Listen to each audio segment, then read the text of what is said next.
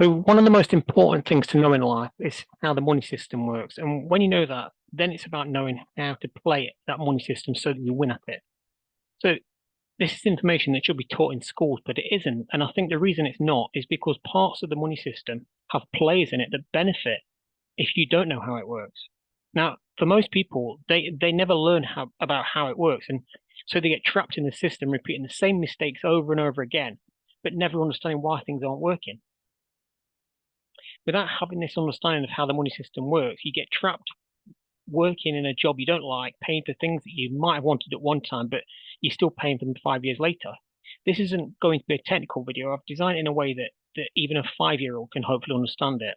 And by the way, I do talk quite fast for some people. If you're struggling to keep up with me, then you can just reduce the playback speed on the video. So let's get into it. I've created over 400 videos on different subjects, but out of all of those, this is probably the most important one out of any of them. If this is the only video you watch, you're far above 98% of the rest of the population. Unless you understand this part and how it works in your own life, it doesn't matter what you do in your own life, you'll always have the same problems. This is the foundation for everything. It doesn't matter how much you earn in your job. It doesn't matter if you win the lottery. You'll always have this same problem. If you look at most lottery winners, some people have won £50 million, and within 5 years they've gone bankrupt and lost the whole lot. And it's because they hadn't got this foundation piece sorted out first. So let's get started on how to understand this in your own life. So if we think about our bank account, we have three parts to it. How much money we have coming in, how much money we have going out to pay our bills, and then how much is left over when those bills are paid. I've included a free spreadsheet you can use. Just click the link below. You can download it, and to use it, you'll need to go to the top left corner where it says File, click on that, and then click Make a Copy. And then you can save it to your own computer. And you don't need to know how to use spreadsheets. All that you're going to do is enter your details into the yellow boxes, and the spreadsheet will do everything else. Next, I want you to pause the video, go and get your bank statement, and enter your different expenses into the spreadsheet and how much you spent. Do that into the first yellow column where it says current month. Don't forget to write how much total income you got to at the top. Doesn't matter where that income came from. It might be a job, it might be housing benefit, it might be child benefit, just anything that adds to your bank account. Everything that's in your bank account, I want you to transfer all of that into this spreadsheet and only write in the cells that are colored yellow. So pause the video and then come back to this when you've done that. Okay, welcome back. So at the top of each column, you've got a number. Now, if the number is negative or red in color, it means you're going negative every month. It means you're spending more than what's coming in. If the number is positive or if it's green, it means you're ready to think about the next stage. But first, let's learn about if it's red, because even if you're positive every month, you still might have an extra expense one month, and that sends you into the red zone. So you need to know how to get out. So what do you do if the spreadsheet says you're negative and you're in that red zone? Well, the simple answer is we need to shift it around and get it positive again. And if this is you, don't worry. This is how most people's spreadsheet looks before they learn this knowledge. So the two parts we're going to look at are your income and your expenses. So we can either increase our income or we can reduce our expenses. So first of all, how much do you need extra to make that number positive? So if the spreadsheet says £120, you need to get an extra £120 in more income, or reduce your expenses by £120, or a combination of both. So let's look at income to see how you might do that. How might you increase your income? Have a think about different ideas that you could do to increase your income. I'll talk about a few examples. So first of all, you've got earned income. This is how much you earn for every hour you work. So the way to change this number is to either work more hours or to increase how much you earn per hour. So think about ways you might do that. And then next, we've got investment income. We'll look at more of this later, but this is what you earn without having to spend your own time. Maybe you spend 5 hours to do something, and then you get paid every month without having to do much or spend much time on that again. And then finally, you've got taxes. Now, taxes make up about 70% of most people's income. And this is both direct taxes like income tax and social security taxes, but also indirect taxes like VAT and import taxes on the things we buy. Now, I'm not going to go into this on this video, but because it's too in depth, but there are legal ways to reduce how much of that tax you pay. And so by reducing those taxes, you increase your income without doing anything else. So one way to impact the first two parts of this is to think about what people need. If you know this, you can think about how you might be able to provide what they need to them. And then you can invest into learning those new skills that you can deliver it. Because you don't want to learn skills that you can't use to increase your income. So let's look at how to impact that second piece, how to reduce your expenses. So I always lump expenses into a few main categories. You've got housing costs, energy costs, vehicle or transport costs, food costs, fashion costs, and then lifestyle and entertainment costs. There are various ways that you can reduce your costs. The first thing I want you to do is pause the video again and go back to your spreadsheet, go through each item on your expenses and just be really hard on yourself and ask, do I really need this item? Right now, this process is about really getting back to basics. So the question is, do I need this item for me to survive? If the answer is no, then delete it. And then do whatever you need to do to delete it from your expenses in real life. So that might mean canceling a direct debit, for example. If it's a store card, then maybe you cut the store card up so you can't use it. Now, maybe you need certain things like a phone so that you can do work or earn an income. And we'll come back to that in a minute. And be really honest with yourself about this. Do you really need that Netflix subscription to survive? Do you really need that Starbucks coffee every day? If you're not willing to do this part, then switch off the video now, because the rest of what I'll share will be completely useless information if you're not willing to make these initial sacrifices right now. So pause the video and go and do that. Okay, welcome back. So now in your spreadsheet, you should have only the items that you need to either survive or to earn the income that you need. So let's think about how we might be able to reduce those costs a bit more. So there's four main ways I can think of to reduce these costs. The first one, which is the most obvious, can you downsize your expectations? For example, if you've got a mobile phone and you're paying £50 a month for it, there's probably a cheaper way to get the same end result. So for example, you might cancel the subscription and get a SIM-only contract.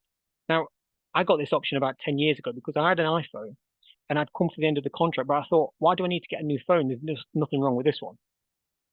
So I use a company called Smarty, and I'll leave a link below. But with this, I pay monthly. It's still a subscription. I get 3 megabytes of data every month and 600 minutes of call time, and it cost me £6 a month. So I went from about £40 a month down to £6 for the exact same thing. The other benefit with this company, if you don't use all your data, you get a refund at the end of the month. So sometimes I only pay £2 or £3 a month. So have a look at each of your expenses and think about whether you could use this downsizing method. If you've got a house, is it bigger than what you need right now? The problem with having a bigger house is it costs you more on everything. You pay more in council tax, you pay more in water bills, in energy costs, everything. The next thing to look at is maybe there's an alternative way to get what you need. Thinking about your house again, is there another way to get what you need? So instead of paying for an entire house, maybe you could share with someone else, or maybe even 3 or 4 people. Or maybe you could just rent a room from someone. You get what you need, which is a roof over your head, but you don't have to find all these extra costs by doing that. This doesn't have to be a long-term way of life. This is just about getting into that positive green zone in the spreadsheet. By the way, I wrote a book about 10 years ago talking about how to reduce your energy bills. It was originally aimed at businesses, but you can use the same principles for your own home. So I'll leave a link below for that if you're interested. Let's think about transport. You've probably got a car and you use it to go from A to B. Maybe you've got it so you can get to work. But over 10 years ago, I realized that my car was being used for maybe an hour every day. And then it would just sit either on a driveway or in a car park somewhere. If you add up how much it costs you every year for owning it, and then buying road tax, insurance, fuel, washing it, maintaining it, buying new tires, and then paying for it when it breaks down, divide that number by the total number of hours or the miles that you drive it for. And don't forget to include how much the car depreciates in the time you own it. If you buy a new car in the first 3 years, that car will lose more than half its value. Even a car that's a few years old, that will still be losing a few £1,000s every year. Now think about, is there an alternative way to get where I need to go? First of all, if your car is used mainly for work, maybe you can work from home or somewhere within walking distance. Maybe you can find an employer that is local to where you live. One of the side benefits of this is by getting rid of a car, you get more exercise, you walk more. And if you really need to, you can still get a taxi or the bus. I walk everywhere. I live about 2 miles from the supermarket. So I even just walk to that and get what I need. If I buy a lot of things, then maybe I'll get a taxi, but that costs me less than £5 each time. So if I really wanted to, I could get a taxi every day and I'd still pay less money than if I owned or even the most basic car. And then if I do need a car for a weekend or something like that, I can just go and hire one, which costs about £30 or £40 a day. Now the same applies to company cars as well. If you've got a company car from your work, that is costing you a fortune in tax, extra tax that you don't need to pay. So also maybe have a conversation with your employer about that, because it also costs them more money for you to have that car. Next is food. How could you reduce the cost of your food expenses? First of all, are you buying more than you need to survive? Some of the easiest and fastest ways to reduce your food expenses is to cut out things like alcohol, chocolate, and cigarettes. These make up a huge portion of what people spend on the shopping bill. Next, look at where you're buying your food from. Are you buying it from the corner shop or are you buying it from the premium supermarkets? Both of these options are either convenience shops, which means it's more expensive because you're paying for that convenience, or it's a premium supermarket, which means you're paying higher prices just for that brand. There's nothing wrong with buying from Aldi or Lidl, and you'll probably cut your shopping bill by about 30% or more. And next, are you buying named brands or the supermarket's own brand? I know the person that's responsible for running all of the Lidl stores in the UK, and he told me that there's basically 2 or 3 processing factories where everything is made and put into these tins or packets. And those tins or packets then get labeled by the various brands. So whether you buy the cheapest tin in the shop or the most expensive tin, it all came from the same factory. If you pay £1.40 for a tin of beans, it's exactly the same ingredients in that tin that cost 23p. All the extra money you're paying is just paying for the brand. There's no difference, so why buy the more expensive version? Okay, next is processed meals and takeaways. So back in 2010, I was working late every day and I couldn't really be bothered to cook when I'd finished. So every day I'd either buy one of these ready meals from the supermarket and then just heat it up in the microwave, or I'd go and get a takeaway pizza.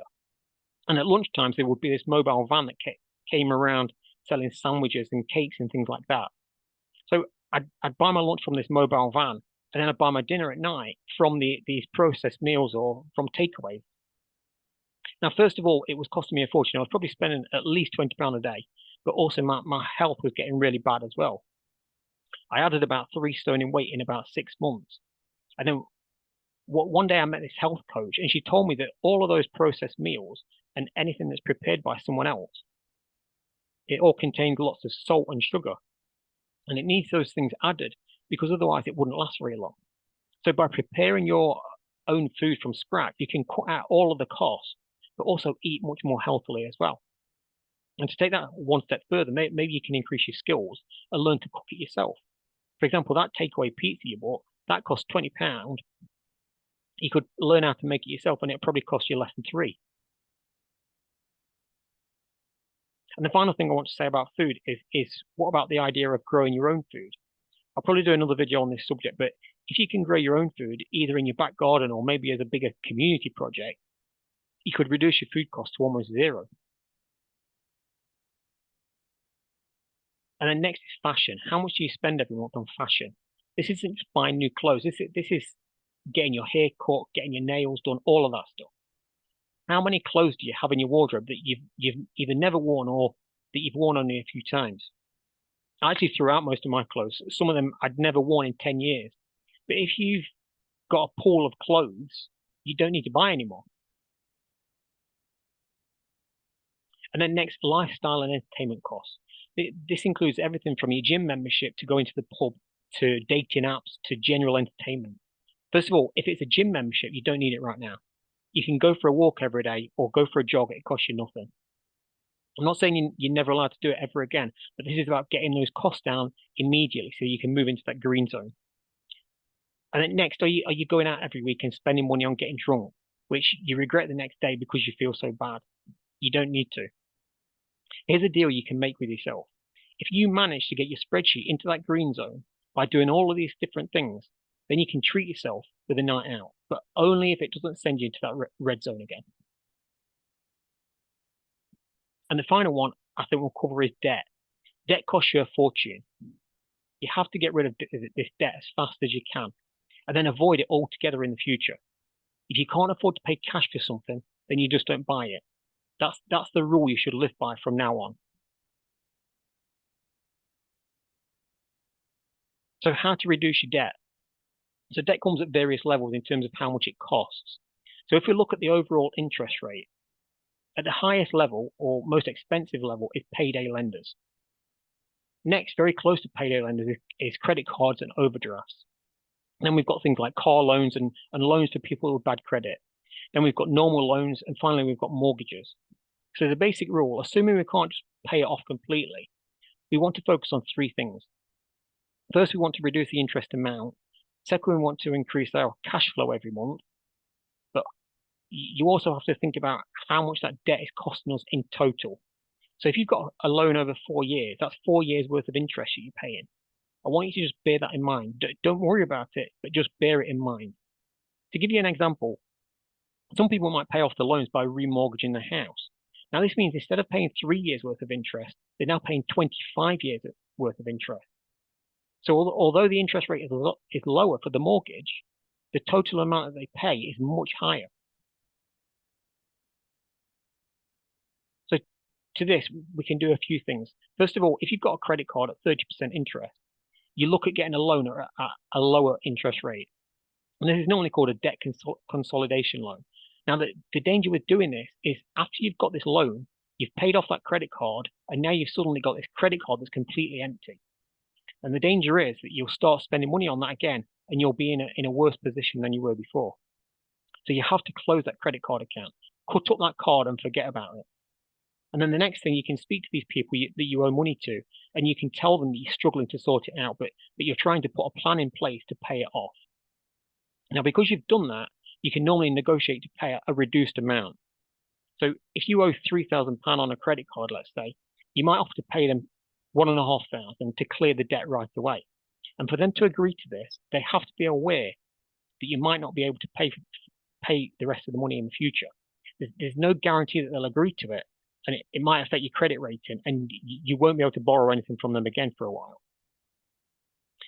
And they'll probably ask you how you'll pay for the debt to pay it off in one go. So you can tell them about the debt consolidation loan or whatever plans you can come up with. Okay, now I want to talk about buying at a discount. So that means buying everything you need at a discount to what you normally pay. And you can use this by, for example, if you're buying food, you buy it in bulk. Now, obviously, you need a lump sum amount of money to be able to do that. Don't go and buy in bulk just to put it on a credit card. It's not going to be cheaper at all that way. Otherwise, maybe you buy this thing secondhand. You use places like eBay, for example. If you're learning about a new subject, maybe trying to increase your income by learning a new skill, there'll be secondhand versions or cheaper versions that offer the same information or same end result. For example, I did my HNC as distance learning, and I spent so much money on these books that I needed for the course. I bought them from Amazon, and they were all new books. And the thing was, I only needed them for a few months. But afterwards, I realized I could have got them for free from the library or bought them secondhand at half the price. Another option, maybe you're thinking about attending a training course. Well, there's people out there who teach the same subject online, either very cheaply or even for free. For example, there's thousands of videos on YouTube, all for free. And there's learning platforms like Udemy where you can learn any subject whether it's about photography or about business or anything in between, and you can learn it for less than $20. Those same training courses, you might have to spend £5,000 or to 20 if you did it in person with one of these guru experts. Now, the final thing on expenses I want to say, as an advanced strategy to reduce your costs, is what I call invested costs. And that means when you reach the point of being in that green zone, you'll have money left over after you've paid for your expenses. So at that point, invested costs is about investing in ways to reduce those costs. So for example, by investing in creating your own food garden, it will reduce your food costs every month. The end goal is to have all of your living expenses automatically paid for without you needing to work for it. Now, I want you to pause the video and go and start working on everything we've talked about reducing your expenses. Don't watch the rest of the video until you've got your monthly spreadsheet into that green zone. And that means reducing your expenses and increasing your income. The problem is, it doesn't matter how much you earn. If you don't use what I'm talking about in this video, your living expenses will go up to match your income. I know people that earn £100,000 every year, and they still have nothing in the bank because every time they've had a wage rise, they've upgraded their lifestyle along with it. They've moved into a more expensive house. They've got a more expensive car. They've joined a more expensive club. Instead of going out once a week, they go out 3 times a week. And they go to the more expensive restaurants. They go on more expensive holidays. And there's always an excuse that they use to justify this extra spend. And I'll share the secret to get out of this hamster wheel. Stop caring about what other people think about you. Stop trying to keep up with other people. If you knew the reality of how these other people live, you'd see that they also live their life month to month on credit cards. This perception that people try to portray to the world of how amazing their life is, it's probably a lot of rubbish. It's all a big psychological game trying to make other people perceive you in a certain way. Okay, so we'll come back to that third piece we talked about at the start. We've got our income, we've got our expenses, and the third piece is what's left. So how much we're saving every month. Now, first of all, I want you to set up a completely new bank account. This is a bank account that you don't have a debit card for. You can't go and spend money, or if you can, it's really difficult for you to do it. And now, what if I said to you, every month without fail, as soon as you receive any amount of income, straight away you pay 10% of that income into this new bank account. This happens immediately. You don't pay expenses first, you pay this first. So if your income is £1,000 a month, you're going to automatically transfer £100 into this new account. And by the way, if you're already getting more than 10% left over every month, then instead you transfer that as your starting point instead. So that's what I want you to do next. Pause the video, go and set up this new account. By the way, you can get a bank account that doesn't cost you anything as well. Banks such as Virgin Bank, Co-op Bank, Tide Bank, they all provide free bank accounts. And then assuming you've got your monthly cash flow into that green zone, I want you to start transferring that money every month into this new account. Start the first payment today or as soon as you set up this new account. Now, the challenge is, how much can you increase that leftover money every month? Everything that's left over will be paid into your new account. So your current account basically resets to zero every month. So let's say every month right now you have £100 left over that you've paid after you've paid your expenses. So what can you do next month to increase that £100 and maybe cut a new expense and you'll get it up to £120 a month? Maybe the challenge could be to double that money. So the £100 becomes £200 you're saving every month. And when you've achieved that challenge, you give yourself a little reward and then set the next challenge at £400 a month saving. Now, after you've got this little system working every month, we're going to rename this savings piece and we'll call it your emergency fund. And what we want to do is build that fund up so that we have between 3 to 6 months living expenses. And we're never going to touch that money. So the next thing I want you to do is calculate how much your living expenses are now. And you can do that by looking at your spreadsheet. And then we'll keep paying our money into that emergency fund until it reaches that amount. Think about this like a bucket, and when the water reaches the top of the bucket, it starts to overflow. So this is the emergency fund. This is the just in case fund. That means if something happens to your income stream, maybe you lose your job or you get injured or you can't work for a few months, then you've still got 3 to 6 months worth of expenses to let you sort things out without worrying about how you'll buy food tomorrow. So how much should that emergency fund be? Should it be 3 months? Should it be 6 months? Could it be more than 6 months? And I think it depends on the economy. For example, if we're in a recession, there's a higher chance of losing your job, and it will take longer to get a new job. So you might need that extra few months to cover that. Okay, so when we've got our emergency fund full, we want to open another new bank account, and we'll call this our investment account. And now, rather than sending your leftover money into your emergency fund account, now we're going to send it into our investment account. Now you've reached this stage, the idea is to start investing that money into this account so that those investments earn you money without you having to physically work for it.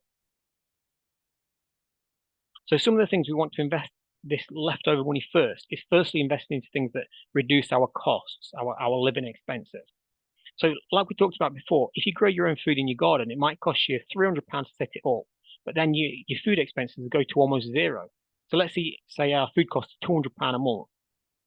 And after we've built our food garden, it then reduces our food expenses to £50 a month. So that means every month we're adding an extra £150 to our investment fund without having to do anything for it. So next, I want you to pause the video, go and look at all of your expenses in the spreadsheet, and think about how you might be able to invest to reduce these expenses.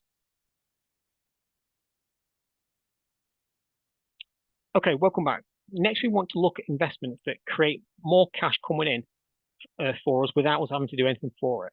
So some of these investments might be buying a share on the stock market. And the important thing with this is it's about buying a share that pays us cash. And this is called a dividend stock. And normally you might expect to earn, say, 10% of what you invest in these stocks. So if you invested £100, you'd receive an extra £10 cash every year just for owning it. But the idea is to look at how you might increase that amount. Now, we won't go into it here, but there's a rule that you need to follow when investing your money into these different investments, and that's called diversification. We don't want to have all of the money invested into one thing. Ideally, you want to spread it across maybe 5 categories, and then inside of each of those categories, you want at least 10 investments. So you might be invested into 50 different individual investments. And that way, if something happens to one of them, you don't lose your money and it doesn't really affect your monthly income from those investments. Now, after we've got a good cash income every month, we might want to look at investing into what I call capital investments. And what these are, you don't receive a monthly income from these investments, but these are what grow over time, and then you get a big payout sometime in the future. So, for example, you might invest £10,000 into a business, and 5 years later, that business gets sold. Your investment is now worth 200,000. So these capital investments are designed to increase the size of that investment fund. And again, you should diversify these type of investments as well, because not only do they take much longer to see any money come back from them, but they're also higher risk. So some you might not never see any return at all. Now, the ultimate goal to all of this is to have your investments pay for your living expenses. That means you're living for free. If you don't want to go to work, you don't have to. So let's say your living expenses are £1,000 a month. So that's £12,000 a year. So by having investments worth around 60,000, given a really basic return of 20%, like in that example we looked at a few minutes ago, that would pay for our living expenses. But as you'll see, as you start to learn more about this, you'll see that you earn a much higher income than 20% for some types of investments, especially if you can get a few of those capital investments. One thing to consider, how to protect what you've got. We won't go too deep, but there are ways to protect what you've already got. And this comes down to how it's structured. Most people get this wrong, and they feel the need to own everything in their personal name. The richest billionaires in the world own nothing in their own name. And that means everything that they have is protected if things ever went wrong. Another way, for example, you might want to protect that emergency fund you've built up. So one way to do that is to buy gold with it. So if you ever needed it, you can just exchange that gold for your currency. That way, if the banks go bankrupt, you don't lose your money. Now, buying gold isn't a short-term thing, or it's not a get-rich-quick scheme. It's a store of value. And the value of it might go down by 3% next month, but overall it should stay the same or maybe grow a little bit. The key is to learn about investing in gold before you start investing in gold. That way you know exactly who to buy it from and also how much it costs in different hidden fees. And the final thing I want to cover in this video is about debt. If you've read Robert Kiyosaki's book, Rich Dad Poor Dad, he talks about there being good debt and bad debt. I'll post a link for his book, but just to summarize, good debt is debt that adds money to your pocket every month. It increases your income. Bad debt is debt that reduces your money from your pocket every month. So another take on that, you never invest in assets that go down in value. So let's look at an example. A car, what do you think this is? Good debt or bad debt? A car depreciates in value and it takes money from your pocket every month. If you really need a car, maybe you can lease one instead. You're not taking on debt to own something that won't be worth as much in a few years' time. How about a home? Is this good debt or is it bad debt? People think that their home is an asset. If you buy your home without a mortgage, it's still taking money from your pocket every month. You have other bills to pay, such as council tax, energy bills, etc. So it might go up in value, but it's still not an asset. These two areas is where most lottery winners fall over. They buy big cars and big houses without realizing that they have huge running costs too, which they don't have that monthly income to pay for. And third, a business. Do you think this is good debt or bad debt? A business hopefully goes up in value, and hopefully it also adds money to your pocket every month. Now, if you buy this business with debt, so long as that debt costs you less than you're earning from it, it's an asset. And in this case, it's called good debt.